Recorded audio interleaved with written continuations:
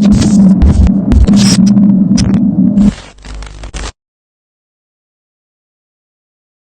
tes, cek sound. Assalamualaikum warahmatullahi wabarakatuh.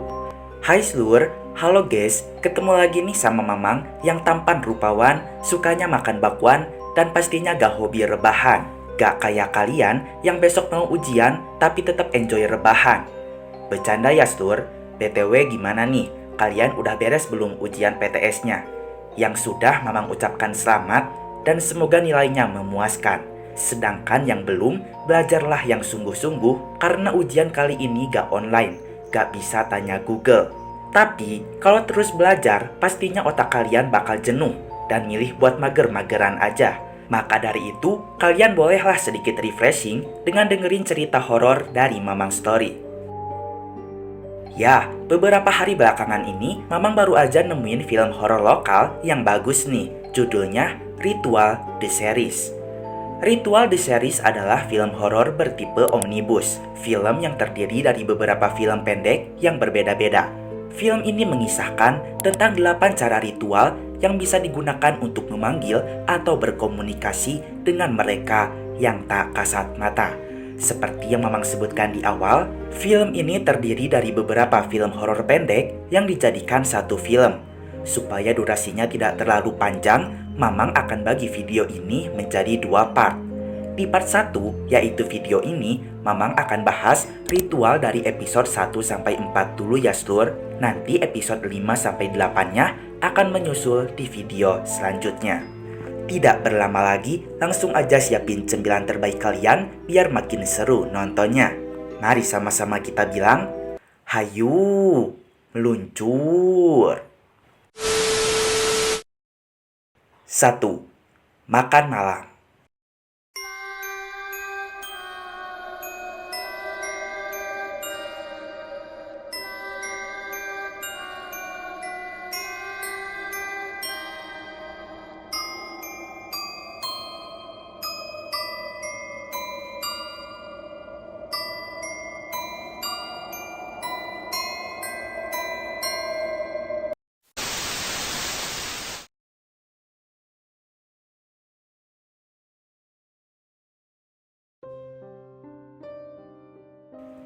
Cerita ini dimulai dengan seorang pemulung yang sangat kelaparan. Dia bernama Aminah. Di balik sebuah pohon, dia melihat ada banyak makanan di atas keranjang. Ternyata itu adalah sesajen. Di atas keranjang itu ada 1 ekor ayam hitam. Aminah berusaha mengambilnya untuk dimasak di rumah. Seketika ada yang menepuk tangannya.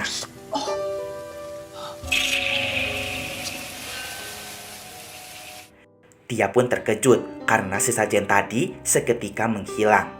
Selang berapa waktu, dari arah atas muncul tulang-tulang ayam dan juga potongan dagingnya yang masih sangat merah. Ternyata ada sosok hantu bongkok yang merupakan penghuni pohon tersebut. Hantu itu pun turun dari pohon. Aminah yang ketakutan seketika lari terbirit-birit meninggalkan pohon tersebut.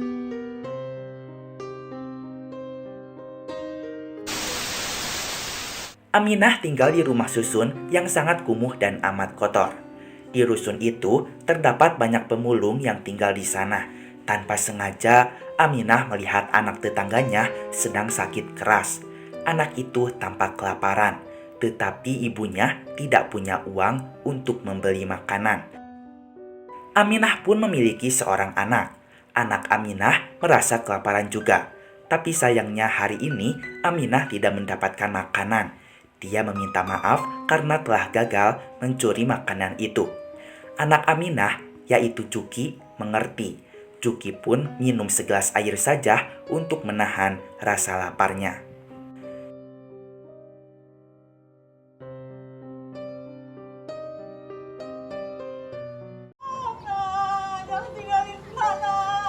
Di kemudian hari, saat baru saja bangun tidur, Aminah mendengar jeritan dari kamar tetangganya.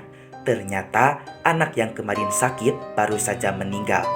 Mirisnya, anak itu meninggal karena busung lapar. Seharusnya jika sakit, Seorang anak harus diberikan makan supaya lekas sembuh. Tetapi karena keadaan ekonomi yang buruk, semua pun harus berujung seperti ini. Aminah tidak mau anaknya bernasib sama seperti anak tetangganya. Pokoknya hari ini dia harus mendapatkan makanan. Aminah datang ke pohon besar itu lagi. Secara sembunyi-sembunyi, dia melihat ada seorang saudagar kaya yang sedang memberikan sesajen besar kepada penghuni pohon tersebut. Saudagar itu meminta agar dia diberikan kekayaan yang lebih banyak lagi. Setelah orang itu pergi, Aminah segera beraksi. Dia mulai mengambil makanan-makanan itu.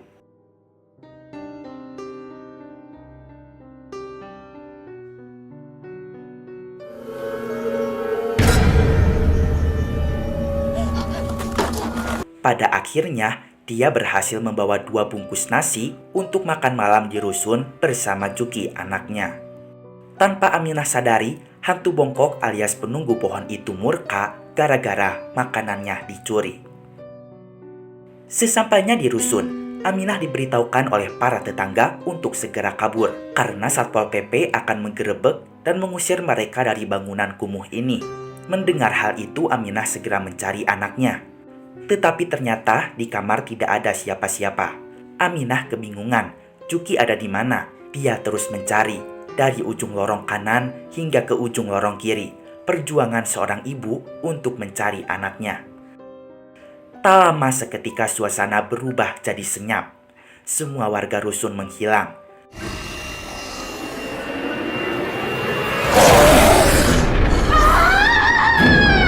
Lalu Aminah terkejut karena sosok hantu bongkok penunggu pohon besar itu muncul. Ternyata dia masih marah karena makanannya dicuri. Singkatnya, Aminah pun terlempar hingga tubuhnya jatuh di lantai. Hantu bongkok berusaha mendekati Aminah untuk mendapatkan makanannya.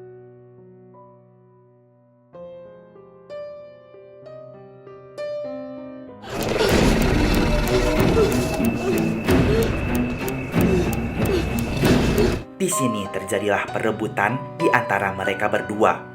Hantu bongkok semakin murka. Dia pun mematahkan tangan Aminah. Pada akhirnya, dia bisa mengambil kembali makanannya. Ternyata, hantu bongkok itu punya anak. Dia tidak ingin makanannya direbut karena untuk diberikan kepada anaknya. Setelah itu, Juki pun kembali ke pelukannya Aminah. Di ending episode ini, kita melihat 2 orang ibu dari alam yang berbeda yang berjuang memberikan makan untuk sang anak. Intinya, kasih ibu sepanjang masa. Episode 2, The Ring.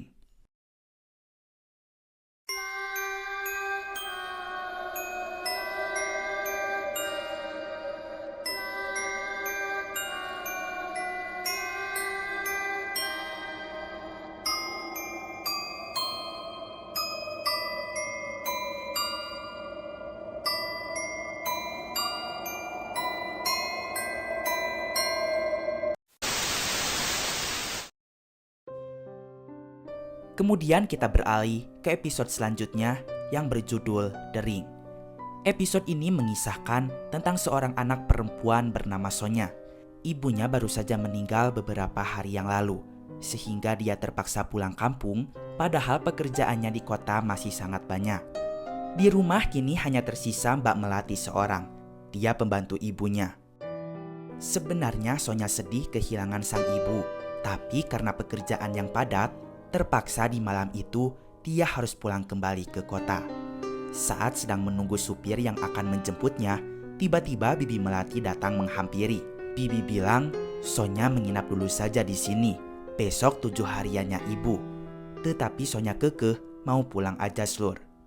Kemudian Bibi berkata kepada Sonya bawa telepon itu dan jaga baik-baik. Telepon itu adalah barang kesayangan ibu. Tentu saja Sonya tidak mau. Zaman sekarang, telepon seperti itu sudah tidak dipakai lagi. Sekarang, zamannya layar sentuh. Bibi berkata sama saja, telepon jenis apapun memiliki fungsi yang sama, yaitu penyampai rindu. Kemudian Bibi pamit pergi ke kamar. Jika Sonya butuh apa-apa, tinggal panggil saja. Malam semakin larut, tetapi supir yang akan menjemput Sonya ke kota tidak kunjung datang. Di sunyinya malam, telepon jadul itu pun berdering. Sonya lantas keheranan, bisa-bisanya ada orang yang menelepon di tengah malam seperti ini. Karena suara dering itu bising, mau tak mau Sonya mengangkatnya slur.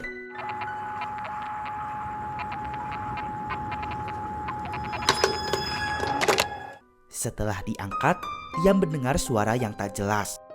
Sonya pun menutup telepon itu lalu duduk kembali. Tidak lama, terdengar telepon itu berdering kembali. Sonya mengangkatnya. Ini sama siapa ya?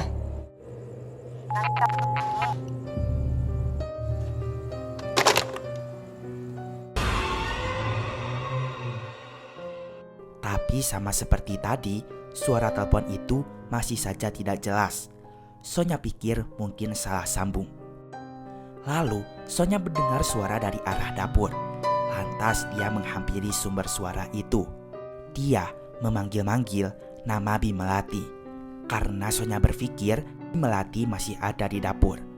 Namun pada akhirnya, Sonya tidak menemukan siapa-siapa. Tanpa Sonya sadari, ternyata Bimelati memang sedang bersembunyi di dapur. Entah apa yang akan dilakukannya. Tetapi Bimelati sudah berganti pakaian dan rambutnya jadi dikerai. Sekilas Bimelati terlihat menyeramkan. Dia pun menatapi Sonya dengan tatapan yang tajam. Kemudian telepon itu berdering lagi. Karena penasaran, Sonya segera mengangkatnya. Sonya langsung menegur Bisa tahu orang aku itu. nggak sih? Dia berkata, jangan mengganggu malam-malam. Lalu dengan keras dia menutup teleponnya. Ketika baru saja berbalik badan, telepon itu lagi-lagi berdering. Sonya yang kesal langsung mencabut kabel telepon itu. Tetapi telepon itu masih saja berdering.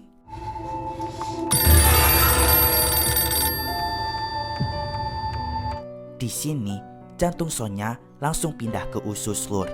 Sonya langsung membanting telepon itu ke bawah lantai. Seketika, Bimelati sudah ada di hadapannya. Sonya yang takut berusaha pergi. Tiba-tiba Bimelati menarik rambutnya. Secara mengerikan, Bimelati memaksa Sonya untuk mengangkat telepon itu. Bimelati meminta maaf, tetapi dia berkata jika Sonya harus mendengar ini. Singkat cerita, Sonya pun mendengarkannya. Iya, ini udah bangun. Iya, ini Sonia udah bangun sholat subuh. Gak usah ditelepon terus dong, Bu. Aku lagi kerja, Bu. Nanti telepon lagi ya. Ternyata itu suara dirinya sendiri yang selalu menolak teleponan dengan ibu. Mendengar itu Sonya menjadi lemas. Seketika dia ingat ibu. Bibi bilang selama ini ibu selalu menunggu Sonya telepon. Karena jika ibu yang telepon, Sonya selalu tidak punya waktu. Bahkan selama sakit, ibu ingin Sonya ada di sampingnya. Ibu berharap suatu saat Sonya akan menelepon. Tapi sayang, sekarang ibu sudah pergi lebih dulu. Mendengar semua itu, Sonya menjadi terpukul. Dia jadi merasa bersalah kepada ibunya. Dia ingin berkomunikasi lagi dengan ibu walaupun hanya sebentar untuk mengucapkan permintaan maaf. Maka Sonya pun akan melakukan ritual. Bibi bilang dia bisa membantu. Sonya bisa berkomunikasi dengan arwah ibu melalui telepon ini. Telepon ini hanya bisa berdering seperti ketukan pintu. Karena terbentur dimensi, pintu itu tidak akan terbuka kecuali Sonya yang membukanya. Dengan kata lain, Bibi tidak bisa ikut andil dalam ritual ini. Hanya Sonya saja karena dia anak kandung dan memiliki ikatan batin yang kuat dengan ibu. Ritual akan segera dimulai. Sonya pun memeluk telepon itu dan menutup matanya. Seketika lampu menjadi redup. Tak lama, telepon itu berubah menjadi tangan ibu. Sonya menggenggamnya erat-erat. Hangat rasanya. Tak lama, suara telepon pun berdering. Halo, Ibu. Sonia. Ibu bertanya apa kabar. Dia menyuruh Sonya agar sehat-sehat aja di sana. Tangis Sonya seketika pecah. Dia meminta maaf. Dia benar-benar minta maaf. Dia sangat menyesal. Setelah itu telepon pun terputus. Sepertinya ibu sudah tenang karena Sonya sudah sadar. Lalu lampu menjadi terang kembali. Kemudian Bibi Melati menghampiri Sonya. Dia bilang supir yang akan mengantar Sonya ke kota sudah datang. Sonya pun menjawab, dia belum mau pergi. Dia masih ingin ada di sini. Dan itulah kisah ritual dari episode The Ring. Episode selanjutnya, buku yang menjadi abu.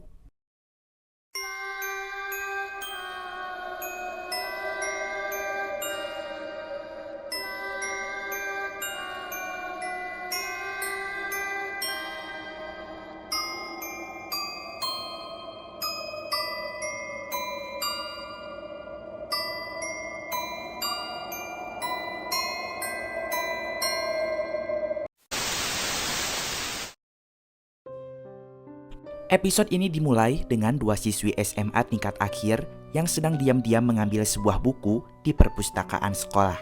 Mereka adalah Risa dan Wulan. Ternyata buku yang mereka akan ambil bukanlah buku biasa, tetapi buku kunci jawaban UN dari mantan siswi SMU ini yang bernama Sumi. Katanya saat itu Sumi adalah siswi paling cerdas di sini, dan katanya juga nilai UN-nya sempurna. Maka dari itu, Risa ingin mengambil buku itu sebagai bahan contekan. Singkat cerita, mereka berdua sudah tahu letak buku UN milik Sumi ada di mana. Lalu, Risa melihat ada seorang siswi yang membenturkan kepalanya berulang kali ke dinding perpustakaan. Kemudian setelah itu, mereka pulang karena takut terciduk oleh Pak Satpam.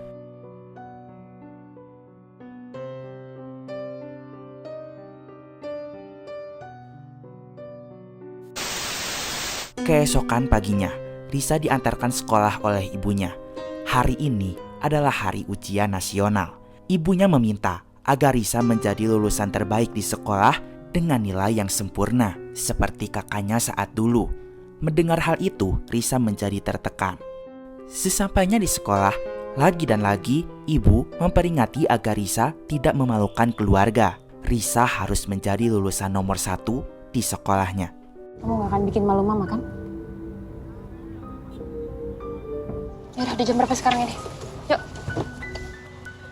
Setelah itu Risa pun bertemu dengan Wulan. Wulan langsung menarik Risa ke toilet. Ternyata Wulan sudah mengambil buku latihan UN milik Sumi. Risa sangat senang. Ternyata dia mempunyai ide gila agar bisa mendapatkan nilai UN tinggi.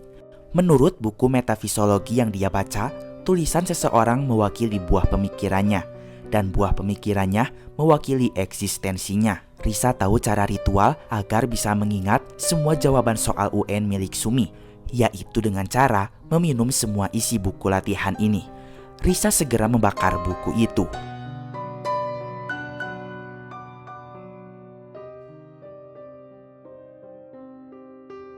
Lalu abu dari buku tersebut diseduh dengan air. Risa akan segera meminumnya. Tetapi seketika ada suara misterius yang membisikinya. Jangan kamu lakukan. Suara itu memberitahukan agar Risa jangan melakukan hal itu. Risa tidak peduli. Dia teringat dengan tekanan ibunya yang mengharuskannya menjadi lulusan terbaik. Pada akhirnya Risa meminum air kertas itu. Ujian pun dimulai. Terlihat Risa tampak lancar mengisi soal-soal yang diujikan. Risa percaya ritual yang dia lakukan berhasil. Tetapi tak lama, arwah Sumi mulai mengganggu Risa. Dia menatapi Risa dari luar kelas. Di saat itu, Risa mulai mengalami kejanggalan, di mana setiap jawaban pilihan ganda di opsi E semuanya tertulis semua salah karena Risa akan mati pada usia 16 tahun. Membaca kata-kata itu, Risa sontak panik. Risa berkata kepada pengawas jika dia ingin ganti soal karena soal yang dia pegang saat ini ada kesalahan cetak. Pengawas pun memberikan soal yang lain. Risa akan mulai mengerjakan lagi. Tetapi soal kali ini semakin aneh. di mana semua soal pada kertas ujian bertuliskan Risa semua.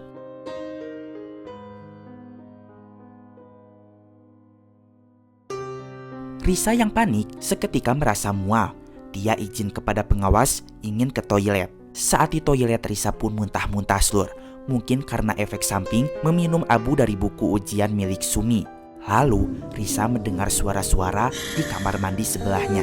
Saat dilihat, ternyata ada seorang siswi yang membentur-benturkan kepalanya ke dinding toilet. Risa berusaha mencegahnya. Dia merasa tidak tega. Namun siswi itu bukanlah siswi biasa. Ternyata dia adalah Sumi, siswi SMU yang meninggal pada tahun 2010. Sumi hanya ingin memberitahukan jika soal-soal di buku latihan UN-nya itu salah. Dulu dia terlalu cemas tidak jadi lulusan terbaik, sehingga pada akhirnya dia tidak fokus dan dinyatakan tidak lulus. Ujungnya Sumi frustasi dan pun diri. Kemudian hantu Sumi pun memasukkan jarinya ke tenggorokan Risa supaya abu yang tadi pagi Risa minum bisa keluar lagi. Sesadarnya, Risa sudah berada di ruang UKS. Ibu Risa tampak sudah berada di sampingnya. Ibu sudah tahu semua kejadian yang dialami oleh Risa karena diceritakan oleh Wulan. Ibunya jadi sadar Slur jika ternyata selama ini Risa tertekan. Dia meminta maaf. Dan mulai detik itu, sang ibu tidak akan menuntut apapun lagi dan membebaskan apa yang dipilih oleh Risa. Itulah kisah dari episode Buku yang Menjadi Abu.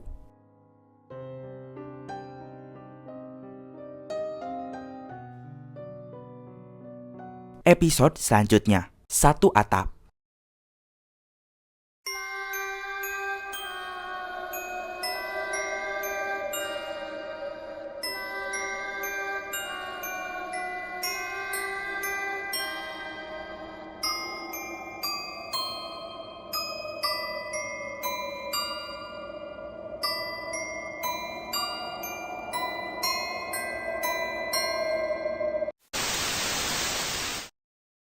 Episode ini mengisahkan tentang seorang wanita yang berusaha mencari kos-kosan baru dengan harga yang murah. Alasannya karena saat itu sedang pandemi, pemasukan pun berkurang sehingga dia harus berhemat uang Slur.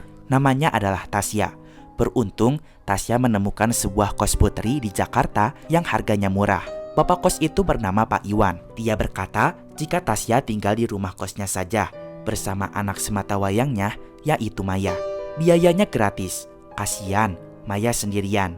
Dia tidak ada teman. Singkat cerita, Tasya pun menempati kos putri itu. Tasya sangat berterima kasih kepada Pak Iwan karena sudah baik hati memberikan tumpangan. Tidak ada putri lain yang menginap di kos ini. Hanya ada anaknya Pak Iwan, yaitu Maya seorang. Setelah merapikan barang, Tasya lalu mendekati kamar Maya. Dia ingin berjumpa dan melihat wajahnya. Namun ketika dipanggil, Maya hanya diam saja di dalam kamar dan tidak mau keluar. Maya merupakan penyanyi hebat. Kita bisa melihatnya melalui foto-foto yang terpajang. Tasya pun berkarir juga di dunia tarik suara. Sekarang dia tengah bekerja di salah satu agensi dan tengah sibuk membuat lirik lagu baru. Tasya tidak pantang menyerah. Di setiap malam, dengan ditemani sepiring mie instan goreng, dia berusaha mencari lirik lagu yang pas. Kali ini Tasya akan membuat sebuah lagu tentang teman setia sehidup semati. Kala sepi menghantui, ku harap kau teman sehidup semati. Dunia terlalu luas untuk sendiri, sampai di ujung waktu nanti. Beberapa hari tinggal di rumah ini, Tasya merasa aneh karena anaknya Pak Iwan yaitu Maya tak pernah keluar kamar dan menemuinya. Dia pikir Maya marah dan tidak suka padanya, sehingga tidak mau berinteraksi dengannya. Tasya hanya bisa bersabar dan tetap menawarkan bantuan jika Maya butuh apa-apa. Di setiap malam, Tasya selalu berdiskusi dengan kepala agensinya mengenai lirik untuk lagu terbarunya. Kepala agensi pun melihat ada seseorang di belakang Tasya. Tasya pikir itu Maya. Tapi ketika dicek, tidak ada siapa-siapa. Keadaan semakin aneh. Tasya sering mendengar piano di dalam rumah bermain dengan sendirinya. Tasya pun berusaha berpikir hal positif saja. Di suatu hari, seorang kurir datang ke rumah. Dia memberikan sebuah paket yang ternyata itu adalah paket dari Pak Iwan yang diberikan kepada Tasya. Pak Iwan mengatakan jika besok adalah hari ulang tahunnya Maya. Dia sudah mengirimkan kue ulang tahunnya. Dia pun meminta agar nanti Tasya memberikan surprise kepada Maya. Ketika siang hari, Tasya ditelepon oleh bapak kepala agensi. Dia mendapatkan kabar buruk. Bapak agensi berkata, jika perkembangan lirik yang diciptakan oleh Tasya tidak begitu terlalu signifikan. Dia rasa Tasya tidak bisa mengembangkan lagunya. Maka dari itu, terpaksa Tasya dipecat dari perusahaan. Tasya sangat tidak terima. Hanya pekerjaan inilah satu-satunya sumber penghasilan baginya. Tengah malam pun tiba. Tasya akan memberikan kejutan ulang tahun untuk Maya. Tetapi, Maya tetap saja tidak ingin buka pintu. Maya, ada titipan nih dari orang tua lo. Tasya pun meletakkan saja kue itu di dekat pintu. Kemudian, pintu kamar Maya terbuka dengan sendirinya. Lilin-lilin itu pun tertiup oleh angin kencang yang berasal dari kamar Maya. Lampu-lampu rumah seketika padam. Kemudian Tasya terkejut karena kue ulang tahun tadi secara misterius berpindah ke meja makan.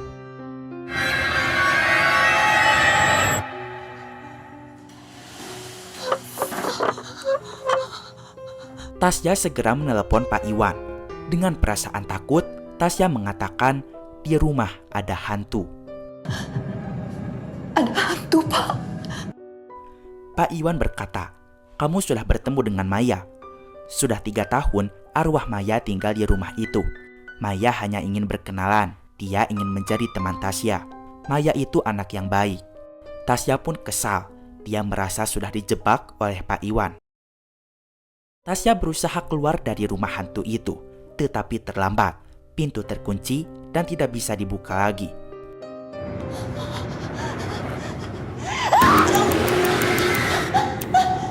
Tasya berusaha menyerang, berharap bisa lolos dari hantu Maya. Namun usahanya nihil. Tubuhnya pun ditarik hingga ia duduk di meja makan. Lalu sosok hantu Maya pun muncul dengan ritual menyanyikan lagu yang sama-sama mereka hafal, yaitu lagu terbaru Maya tentang teman setia, sehidup semati. Pada akhirnya, Tasya terjebak selamanya di rumah hantu bersama teman barunya, yaitu Maya. Dan film pun selesai.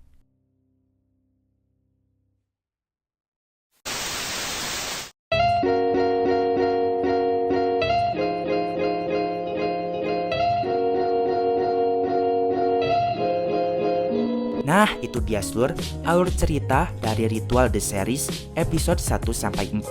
Ih, serem-serem banget ya ceritanya.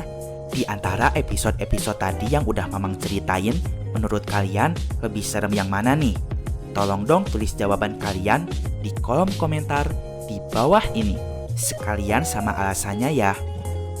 Oke deh, untuk episode 5-8-nya akan menyusul di next video ya. Dicukupkan saja video kali ini. Terima kasih yang sudah nonton sampai akhir. Tetap semangat menjalani minggu ini. Mamang pamit dulu. Keep enjoy and see you.